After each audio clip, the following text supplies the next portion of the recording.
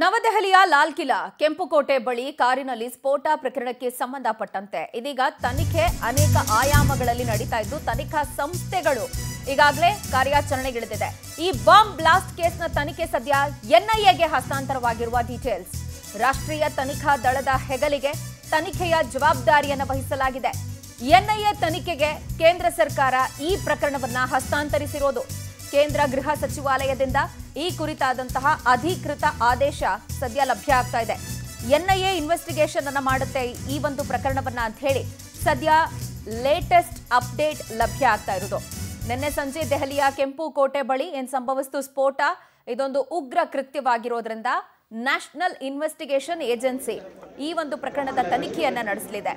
Central ಗವರ್ಮೆಂಟೇ direct ಮಾಡೋದು ಎನ್ಐಎಗೆ ಯಾವುದಾದ್ರೂ case ತನಿಖೆಗೆ ಹೋಗಬೇಕು ಅಂತ ಹೇಳಿದ್ರೆ ಸೆಂಟ್ರಲ್ ಗವರ್ಮೆಂಟ್ ಡೈರೆಕ್ಟ್ ಮಾಡುತ್ತೆ ಅಥವಾ ಸ್ಟೇಟ್ ಗವರ್ಮೆಂಟ್ಗಳು ರಿಕ್ವೆಸ್ಟ್ ಅನ್ನು ಮಾಡಬೇಕಾಗುತ್ತೆ ಅಥವಾ ಫಾರಿನ್ ಜ್ಯೂರಿಸ್ಡಿಕ್ಷನ್ ಇತ್ತು ಅಂತ ಹೇಳಿದ್ರೆ ಎನ್ಐಎ ತನಿಖೆಯನ್ನ ಮಾಡುತ್ತೆ। ಸದ್ಯ ಈ ಪ್ರಕರಣದಲ್ಲಿ ರಾಷ್ಟ್ರೀಯ ಭದ್ರತಾ ವಿಚಾರಕ್ಕೆ ಸಂಬಂಧಪಟ್ಟಂತ ಒಂದು ಘಟನೆ ಇದಾಗಿರೋದ್ರಿಂದ ಎನ್ಐಎಗೆ ಸದ್ಯ ಇದನ್ನ ಹಸ್ತಾಂತರಿಸಲಾಗಿದೆ। ಸೆಂಟ್ರಲ್ ಗವರ್ಮೆಂಟು ಸದ್ಯ ಎನ್ಐಎಗೆ ಈ ಒಂದು ಪ್ರಕರಣದ ತನಿಖೆ ಜವಾಬ್ದಾರಿಯನ್ನು ವಹಿಸಿರೋದು।